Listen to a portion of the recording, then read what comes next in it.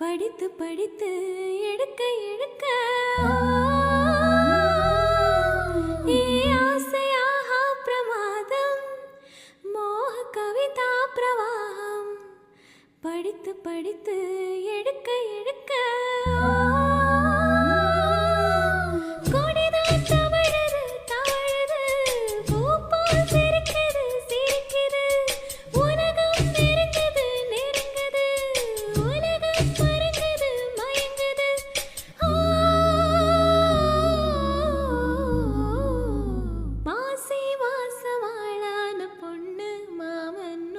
தானே நாளை எண்ணி நான் காத்திருந்தேன் மாமன் உனக்கு தானே பூவோடு தேனாட நீனோ